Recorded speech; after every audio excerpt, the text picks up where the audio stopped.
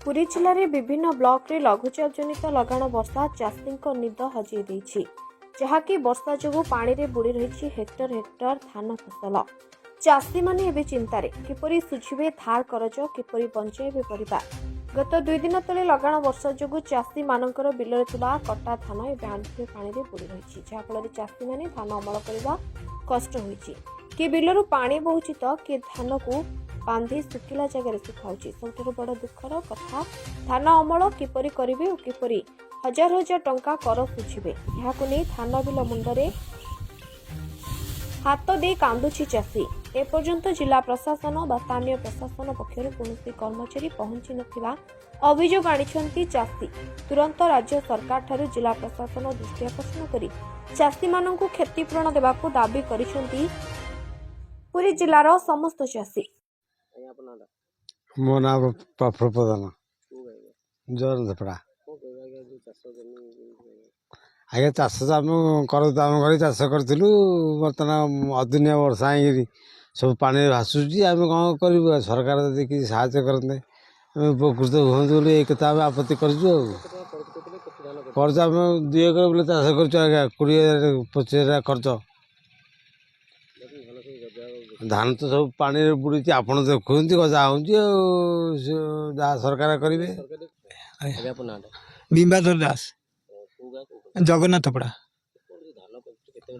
आज्ञा 3 एकर 12 गुंठ भितर मु भाग कर तेणुक सी तो 1.5 एकर पाखापाखि हम बुड़ी जाइए आउ जी अच्छी से ओदार मोदार सेमती अच्छी कर्ज तो आम एमती ये ग्रुप पैसा मध्यम टंका आणिक खर्च बार्च करमती धान करी ये अवस्था आम तो अभाव लोक करूँ कौन आज्ञा। हाँ सरकार उपर देखिकी जातु जदि प्रकृत आमर क्षति होतब सत कथा से देखिकी जाइए ताले जहाँ किसी देवे जदि देवे साहाय्य करेंगे ना कौन कर आज्ञा। हाँ आमर विश्वास जेहेतु आमर विश्वास अच्छी विश्वास भी एपर्यंत आमर भी सबकि अच्छी तेणुक जदि किसी साहाय्य करें आम तो भागराग कि करवा कथा कौ निजर अच्छी जे आम टे ये करूँ नहीं जीवु टे सैनिक हो सबू नष्ट आज्ञा केमिति आमर चलिए से गोटाक आम चिंता करुँ कौन करूँ आम कि जापार जहाँ अच्छी ठाकुर जदि किसी अवदान। मो कमलाकांत कुंवर पुरी जिला ब्लॉक अंतर्गत बहुलांग पंचायत अधीनस्थ पुरवाला पंचाण ग्राम मोर घर मु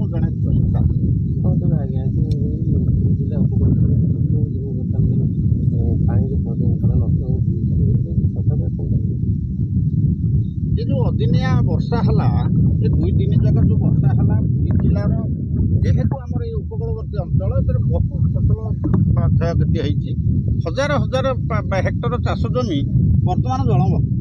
सरकार वर्तमान कृषक मान विभिन्न प्रकार प्रोत्साहन राशि जोगे देउथुवा बेले मु अनुरोध करुच्ची जे भाग चाषी हूँ जे प्रकृत रेजिस्ट्रेशन चाषी हूँ जे समस्त चाषी को चिन्हट करा जाए जदि उपयुक्त क्षतिपूरण सरकार जोगे दियंते ताहले चाषी समाज बंचिबो नहले चाषी समाज बंचिबार चांस ना।